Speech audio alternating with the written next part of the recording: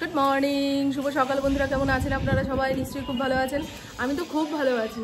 গতকাল রাতে যে খবরটা আমরা পেয়েছি তাতে আমি কেন, তিলোত্তমার বিচার চাইতে যারা যারা রাস্তায় নেমেছিল তারা অনেকেই খুশি। তবে আরও কিছু মাথা আছে, সেগুলো ধরা পড়ে যাক, তাদের উপরে ঠিকঠাক কেস চাপানো হোক, দেখবেন সবাই খুশি হবে। টানা কিছুদিন যাবৎ বিচার চাই বলে সরকারের কাছে দাবি জানিয়েই যাচ্ছি, কিছুতেই কিছু হয় না। কিন্তু এই দাবি ভগবানের কাছে প্রার্থনা হিসাবে পৌঁছেছে। দোষীরা কি আর বাঁচতে পারে?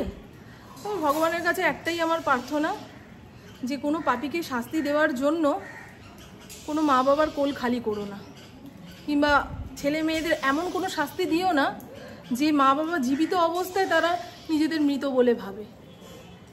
পাপীরা তো পাপ করবেই, তাদের শাস্তি দেওয়ার জন্য আরও অনেক কিছু থাকে। কিন্তু দেখেছেন মেয়েটার মৃত্যু যে কতগুলো পর্দা খুলে দিয়ে গেল। আজ হলো সানডে, ঘড়ির কাঁটা 12:30 ঘরে। আজকে ইন্দ্র সকালবেলায় চিকেনের অর্ডার দিয়েছিল। চিকেন আসতে আসতে ওদের মনে হলো না, আজকে মটন খাওয়া দরকার, কারণ 3 দিন টানা বৃষ্টি হচ্ছে। কাল খেয়েছি খিচুড়ি, আজকে তো আর খিচুড়ির নাম করা যায় না। আবার মাটনও চলে এসছে, চিকেন মাটন দুটোই একসঙ্গে।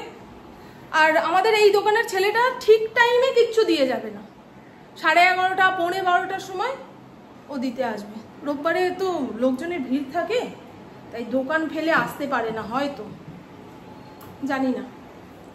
এখন চিকেন মাটন দুটোই ধোবো, ওই একই মশলা দিয়ে ম্যারিনেট করব। মাটনটা ওদের জন্য রান্না করব, আর চিকেন ম্যারিনেট করে ফ্রিজে তুলে রাখবো। আমার জন্য একটু মাছ করব। আমার এখন ওই মাংসর প্রতি অভক্তি চলে এসছে। রক্ত মাংসের জিনিস যে কবে খাওয়া ছাড়তে পারবো, এটাই তো ভগবানের কাছে প্রার্থনা। কত রকম প্রার্থনা করি বলেন তো, নিজের জন্যও করি, সবার জন্যও করি, যে ভগবান এই সমস্ত জিনিসের প্রতি ভক্তি উঠিয়ে দাও। জীব হত্যা মহাপাপ বলে না? কিন্তু জানেন আমার শাশুড়ি মা যে বৈষ্ণব, সেই বৈষ্ণব মতে মাছ খাওয়ার চল রয়েছে। ওই জন্য ওরা মাছ খায়। মাছকে জলের ফল বলে, যে মাছ তো জলেই বাস করে, জল যদি খেতে পারি তাহলে মাছ খেলে দোষ কি? আমার শাশুড়ি মাদের বৈষ্ণব মতে মাছ খাওয়ার নিয়ম রয়েছে। আমার ঠাকুমাও খায়, এরা কালাচাঁদ মতের বৈষ্ণব। আমিও সেরকম বৈষ্ণব হতে চাই। তবে মাংসটা আস্তে আস্তে ছাড়ার চেষ্টা করছি। এই যে এখানে মাটন রয়েছে, এখানে চিকেন রয়েছে। বেলা কোথা থেকে কোথায় গড়িয়ে গেল। হ্যাঁ, আর চোখের নিচটা কি হয়েছে বলুন তো? কে কামড় দিল? হ্যাঁ, কপালে হয়েছে। আর সকালবেলা আয়নার সামনে দাঁড়িয়ে দেখি, ও মা, 2 দিকে দুখানা গোটা উঠেছে গো। কালকেই বললাম আমার স্কিনটা কি ভালো হয়ে গেছে ডট অ্যান্ড কির নাইট ক্রিম মেখে, ব্যাস নজর লেগে গেছে, নিজের নজর নিজের লেগেছে। আর কচুর শাক এনেছে। সোমবারে মনে হয় রান্না পুজো, না? রান্না পুজোতে কচুর শাক আর ইলিশ মাছ লাগবেই। আমি অবশ্য কোনোদিন কারোর বাড়িতে রান্না পুজোর নিমন্ত্রণ পাইনি। আমার খুব খেতে ইচ্ছা করে জানেন, রান্না পুজোতে কে কি খাওয়ায় না খাওয়ায়, কেমন টেস্ট হয়। পান্তা ভাত নাকি হেভি টেস্ট, জানিস বাবাই? ওই যারা রান্না পুজো করে তারা তো পান্তা, এই মরেছে এই মেয়েটাই না ঘরের মধ্যে দুঃখ ছড়াচ্ছে। এ যতদিন না ভর্তি হতে পারছে, না ওর শান্তি না আমার শান্তি। ক্ষণে ক্ষণে হাও মাও করে সেই কান্নাকাটির অভিনয় করে নয় গড়িয়ে করছে, জড়িয়ে ধরছে। কার মুখটা? একসঙ্গে এতগুলো বিস্কুটের প্যাকেট আনে তো, বর্ষাকাল নেতিয়ে যায়। লোকটা না নিজের কাছ থেকে মুক্তি পাওয়ার জন্য ঘরে এত এত জিনিস একসঙ্গে এনে রাখে। এই চায়ের পাতা আপনারা একদম কিনবেন না, এটা অনলাইন থেকে কিনেছিলাম। এ না আছে গন্ধ, না আছে কিছু, শুধু রংটাই যা ভালো হয়। রং দিয়ে হবে কি? শুধু ঘুগনির রঙও সুন্দর করে বানিয়ে দেয় মেলাতলার লোকেরা। আচ্ছা চলুন, হ্যাঁ আগে নিজের জন্য 2 পিস মাছ বের করে রাখি। এরকম ছোট ধরনের মাছ আনতে বললাম ইন্দ্রকে, বড় মাছ খাওয়া আমার বারণ। কোলেস্ট্রল কিছুতেই কন্ট্রোলে আসছে না জানেন। আর বছরে পুজোর সময় তো আমরা দার্জিলিং গেছিলাম, তা পুজোর শাড়ি কিনেছি, সেটা না ব্লাউজ বানিয়েছি না আঁচল সেলাই করেছি, পরাও হয়নি, সেটা রয়েছে। সেটা এবছরে একদিন চলে যাবে। ও বলেছিল চলো মা তোমার একটা শাড়ি আজকে কিনে নিয়ে আসো, কারণ ব্লাউজ বানাতে হবে তো, সেই কারণে। তাহলে দূর, এত বৃষ্টি বাদলে রাস্তাঘাটে কি যাব, হাঁটা চলাও করা যাবে না জানেন, পায়ের কাদা মাথায় উঠবে। আর দোকানদাররা ওই দুই পাশে যে দোকান পাতে সেগুলোও বসেনি। শাড়ি কিনতে গেলাম মানে শুধু শাড়ি কিনে নিয়ে চলে আসলাম তা তো নয়, আনুষঙ্গিক আরও কিছু আনতে হবে। আমার শাশুড়ি মায়ের জন্য দুটো নাইটি আনতে হবে, আমার মায়ের জন্য দুটো নাইটি আনতে হবে, পুপু এখন নাইটি পরা ধরেছে, পুপুর জন্য দুটো নাইটি আনতাম। এই হলো গল্প। আর শাশুড়ি মায়ের শাড়ি, আমার মায়ের শাড়ি অনলাইনে অর্ডার দিয়ে দিয়েছি, কারণ শাড়ি কিনতে গেলে খুব ঝামেলা বলে মনে হয়। কোনো দোকানে ভালো শাড়ি পাই না, তারপর যেই দাম দিয়ে নেব সেই দামের মধ্যে পাই না, বুঝতে পারলেন ঘটনাটা। কিন্তু অনলাইনে সব দেখতে দেখতে দেখতে দেখতে ঠিক পছন্দসই একখানা শাড়ি পছন্দ হবেই হবে। মায়ের জন্য অর্ডার দিয়েছি আর আমার শাশুড়ি মায়ের জন্য অর্ডার দিয়েছি। আমার শাশুড়ি মা আবার সাদা থানের ওপরে সাদা কাজ করা শাড়িই পরে। আগে তো পুরো থান পরতো, যখন ছেলেপুলেরা ইনকাম করা শিখেছে তখন ওই সাদা শাড়ির ওপরে সাদা কাজ করা শাড়ি মাকে পরায়। আমিও যতবার মাকে শাড়ি দিয়েছি ততবার ওই রকমই শাড়ি দিয়েছি, কিন্তু ওই শাড়ি খুঁজতে গেলে সারা শ্রীরামপুর হেঁটে হেঁটে আপনার টেংরি খুলে যাবে, তাও পাওয়া যায় না। সব দোকানে তো রাখে না। ওই যে বললাম, যেই এলাকার মানুষ যেই রকম জিনিসপত্র কেনে দোকানিরা সেই রকম জিনিসই রাখে। ওই ধরনের জিনিস হয়তো বিক্রি বাট্টা কম, তাই রাখে না। আর আমার শাশুড়ি মা ওই অত বড় ধরনের শাড়ি এখন পরতেও পারে না, ছোটোখাটো মানুষ তো, তার উপরে বয়সটাও হয়েছে। এই শাড়িটা আমার পুপু পছন্দ করেছিল, আমার আবার এত চকমকি ঝকমকি শাড়ি পরতে ইচ্ছা করে না, কিন্তু পুপু এখন বড় হচ্ছে তো, আমার শাড়ি ছাড়া কার শাড়ি বা পরবে। বন্ধু বান্ধবের দিদির বিয়ে থাকে, দাদার বিয়ে থাকে, তখন ও শাড়ি পরে, সেই কারণে ওর পছন্দ মতো এই শাড়িটা কিনেছিলাম। এটার ব্লাউজ পিস কাটা হয়নি, তবে লাইলিং আনা হয়ে গেছে, সুতো আনা হয়ে গেছে, ফলস পার আনা হয়ে গেছে। এর আগের বছরই সব করে রেখেছিলাম, ওই যে হট করে ঘুরতে যাওয়ার জন্য আর বানাতে পারিনি। হট করে না, আগে থেকেই প্ল্যান ছিল আমরা ঘুরতে যাব। পুকুর ভর্তির ব্যাপারটা মিটে গেলে এবছরেও একটু পাহাড়ে ঘুরতে যেতাম, কিন্তু হবে না। কোথায় ভর্তি হয় না হয় এই সমস্ত চিন্তা ভাবনা করতে গিয়ে না কোথাও ঘুরেও শান্তি পাবো না, ঘুরে কি মোড়েও শান্তি পাবো না। এখন এইরকমই অবস্থা। আমি দুদিন ধরে বলছিলাম না আমার মনটা কেমন খারাপ লাগছে, তাই দুই এক বন্ধু ঠিক বুঝতে পেরেছেন যে পুকুর ভর্তির পাট মেটেনি বলে আমার ভেতরে এরকম একটা টেনশন হচ্ছে, আমার মন খারাপ লাগছে, বুঝলেন। ওর সব কিছু মিটে গেলে আবার স্বাভাবিক অবস্থায় ফিরে যাব। মা বাবার সুখ কিসে বলুন তো, সন্তান কিসে ভালো আছে না আছে এটা দেখেই মা বাবা সুখ। সেই রকম আগে বুঝতাম না মা কেন এত চিন্তা করছে, খালি বলতাম দূর তুমি এত চিন্তা করো কেন, দূর তুমি এত চিন্তা করো কেন, আমার ব্যাপার তো ঠিক করে নেব। কিন্তু না, মা হিসাবে এখন বুঝি আমার মা কেন চিন্তা করতো, আমার বাবা কেন চিন্তা করতো। বিয়ের পরে খালি ভাবতো আমার অবস্থার পরিবর্তন কবে হবে, আমি কবে অন্য সবার মতন একটু হাসি খুশি ভাবে থাকবো। বিয়ের পরে আমাদের খুব কষ্ট গেছে, খুব কষ্ট গেছে। পুপু হওয়ার পর থেকে ইন্দ্রর ব্যবসা বাণিজ্য ঠিকঠাক হলো, মানে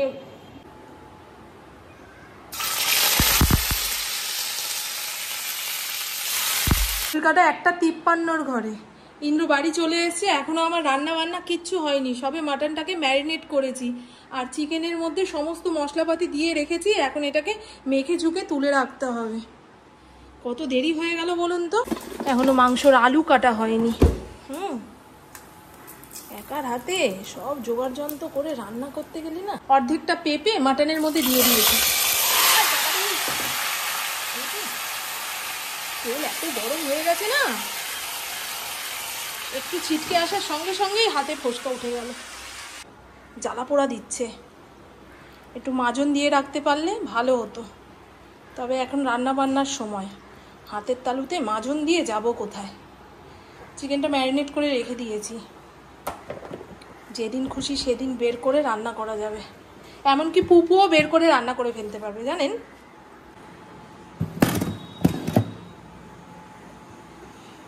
মাংসটা পুরো সিটিয়ে গেছে, 6খানা সিটি দিলাম, তাও সেদ্ধ হয়নি। আজকে রাঁধতে হবে অনেক দেরি। এদিকে খাওয়ার মানুষ বসে অপেক্ষা করছে, ফোনকে খেতে দিয়ে দিয়েছি। এই ইন্দ্র দেখো, তোমাদের মাংস রাঁধতে গিয়ে এই বুড়ো আঙুলের কর পুড়ে গেল। কি মন্ত্র পড়ে দাও? আলবিস কালবিস মনার বিষ যা, বলে দাও। আলবিস কালবিস মনার বিষ যা। সানডে স্পেশাল মেনু আলু পেঁপে দিয়ে মাটনের পাতলা করে ঝোল। এর থেকে বেশি ঝোল শুকালে ওরা কি দিয়ে ভাত মেখে খাবে। আমি যে আমার জন্য মাছের ঝোলটা বানালাম, আলু কাঁকরোল দিয়ে কাটাপোনা মাছের ঝাল, একদম শুকনো শুকনো করে রান্না করেছি। নামানোর আগে ধনেপাতা দিলাম। একটা গন্ধরাজ লেবু রয়েছে, এই লেবুটা চটকানোর পরে ভাতের স্বাদ পুরো অন্যরকম হয়ে যাবে। আজকে বেশি করে শশা কেটেছি। ওই দেখ ভাতের থালা সামনে নিয়ে ঘুমাচ্ছে, বুঝছেন?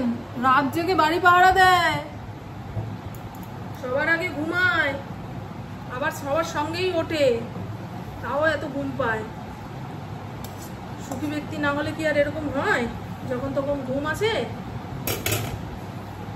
চলুন বন্ধু, হ্যাঁ এই হলো আমার খাবার। কাটাপোনা মাছের পিঠের দিকটা নিয়েছি, কাটা বাঁচতে বাঁচতে মাছের স্বাদ পাবো না। আমি বলেছিলাম গোটা একটা মাছ কেটে নিয়ে চলে আসবে, রেখে রেখে খাওয়া যাবে। খুবই স্বাদ হয়েছে। মাছের ঝোলে ধনেপাতা দিলে না অপূর্ব লাগে।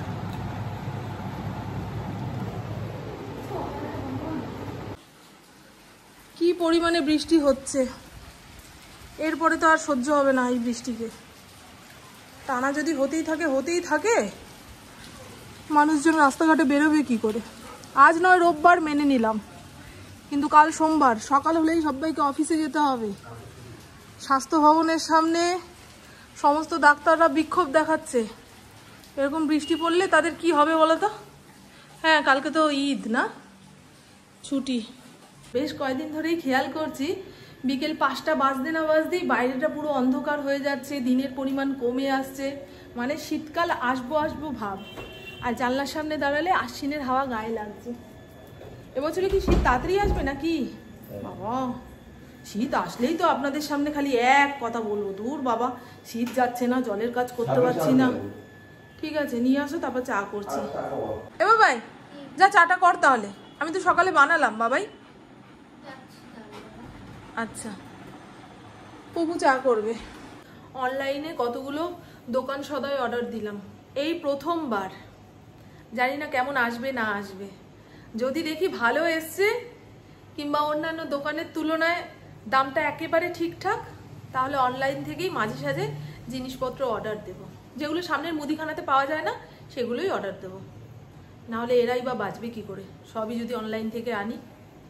চিয়া সিডস অর্ডার দিয়েছি, আমন্ড অর্ডার দিয়েছি, ইডলি ব্যাটার অর্ডার দিয়েছি, যেগুলো এই দোকানটাতে পাওয়া যায় না। আনতে গেলে মোর সুপার মার্কেটে যেতে হবে, আর না হলে শ্রীরামপুরের একখানা দোকান রয়েছে সেইখানে যেতে হবে।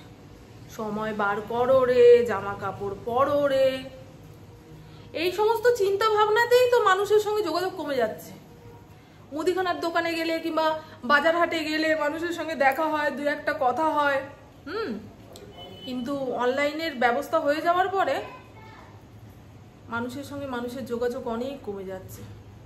হকার্স কর্নার দিয়ে যখন হাঁটি, ও বৌদি আসুন না, ও বৌদি নিন না, ও দিদি এই দোকানে ভালো জিনিস আছে, এখন ওই ডাকটাও মিস করি। খালি মনে হচ্ছে অনলাইনেই জামা কাপড় অর্ডার দিয়ে দিই, শাড়ি অর্ডার দিয়ে দিই, কিন্তু না, এইটা একটুখানি গরম করলে খাওয়া যেত।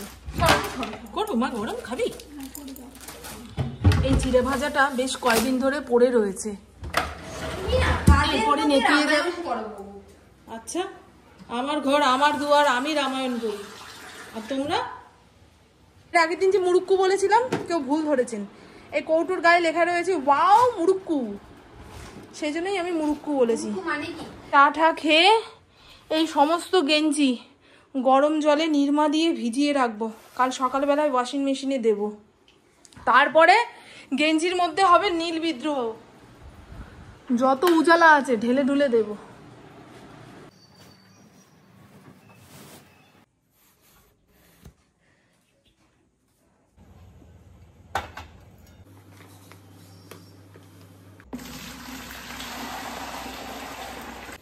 এখন ঘড়ির কাটা 8:13 ঘরে। ইন্টার বাড়িতে ফিরতে ফিরতে ওই 9:30 পৌনে 10টা বেজে যাবে। ততক্ষণে আমি এগুলো কেটে কুটে রেডি করে রাখি। মারাত্মক গরম লাগছে, বৃষ্টিটা থামলেই যেন কেমন একটা গরম ছাড়ছে, অস্থির হয়ে যাচ্ছি। চলুন, নিচের ঘরে আর থাকা যাচ্ছে না, যতক্ষণ থাকবো ততক্ষণ কাজ কাজ কাজ কাজ। এ পুপু, টিভি চালা। টিভিতে কি দেখাবো? খালি মুখে না কথা বলে এত কাজ করা যায় না রে, হাঁপিয়ে গেছি। বাইরেটা পুরো অন্ধকার, দেখবেন? এই দেখুন, ইন্দ্রকে বলেছি কতগুলো খবরের কাগজ ওপরের ঘরে এনে রাখো। ফড়িং যে টয়লেট করে প্রত্যেক দিন পাল্টে পাল্টে খবরের কাগজ পাততে হয়, সে খবরের কাগজ এনে রেখেছে। দেখুন, এগুলো গোছানোর জন্য আরেকটা লোক লাগে, কাজ করে সবাই। সেই কাজে আমি যতক্ষণ না হাত দেব ততক্ষণ কমপ্লিট হবে না। আরে বাবা রে বাবা, মারাত্মক গরম লাগছে, পাখা চালা। আরেকজন সেই যে চাদর গায়ে দিয়েছে, পাখা বন্ধ, সব জানলা কপাট সব বন্ধ। অনেক বলে বলে এই জানলাটা খোলা করালাম। যে কোনো কচু জাতীয় জিনিস কাটার আগে হাতে তেল আর লবণ একসঙ্গে মাখিয়ে নেবেন, দেখবেন হাত চুলকাবে না, আর হাতের মধ্যে কালো দাগও পড়বে না। অনেকে বড় বড় নখ থাকে, এই কচু কেচু কাটতে গেলে নষ্ট হয়ে যায় না, তাদের জন্য এই টিপস। এই দেখুন, খাটে বসেছিল না, যেই আমাকে নামতে দেখেছে লাফ দিয়ে নেমে কোলের মধ্যে মাথা দিয়ে শুয়ে থাকলো। সারাদিন ওকে আদর করবো, এর বাইরে আমার কোনো কাজ নেই, তাই না মা? হ্যাঁ, ভালো ছেলে। সমস্ত কচুর শাক কেটে কুটে রেখে দিয়েছি, এতটা দেখতে মনে হচ্ছে কাল সিদ্ধ করলে এইটুকু হয়ে যাবে। এই হলো কচুর শাকের ফান্ডা। ইন্দ্র চলে এসছে। হ্যাঁ সোনা, তুমি তো বলেছিলে কচুর শাক বাজার থেকে কেটে কুটে আনবে, আমি জাস্ট রান্না করলেই হবে। লম্বা লম্বা কচুর শাকগুলোকে 3 ফালি করে কেটে এনেছে। সকালে ঘুম থেকে ওঠার পরে খবর দিচ্ছে, মামা কচুর শাক কেটে এনেছি গো। ঠাকুর পুজোর জন্য গুজিয়া এনেছে, সেটা ওপরের ঘরে রাখতে গেল। আর এখানে আমাদের খাওয়ার মিষ্টি এনেছে। আর এই তো বন্ধু, এরপরে আমার কাজকর্ম বলতে ওদের খেতে দেব, খাওয়ার বাসন কোসনগুলো গুছিয়ে রাখবো, তারপরে কাজ শেষ। আজকে আর স্নান করব না, প্রত্যেক দিন রাতে স্নান না করে আমি ঘুমোতে পারি না। এই 2 দিন ধরে বৃষ্টি হচ্ছে তো, ট্যাঙ্কির জল পুরো ঠান্ডা, ওই জলে স্নান করলে অবশ্যই সর্দি কাশি জ্বর। পুজোর আগ দিয়ে যে বৃষ্টিটা হয় না, সেটা খুব মারাত্মক। পথের পাঁচালিতে দুর্গাকে দেখেননি, বৃষ্টির জলে ভিজে পুজোর আগে জ্বর বাঁধিয়ে বসলো, তাকে আর বাঁচানো গেল না। তো চলুন বন্ধু, আমার বকবক আজকের মতন এইটুকুই। আপনারা সবাই খুব খুব খুব ভালো থাকবেন, নিজের শরীরে খেয়াল রাখবেন, সুস্থ থাকবেন, আর অল টাইম স্মাইল করতে হবে। টাটা, খুব ভালো থাকবেন।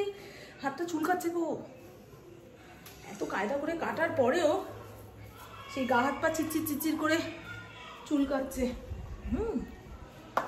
এখনো পর্যন্ত ডাক্তারদের আন্দোলন থামেনি। চলুক।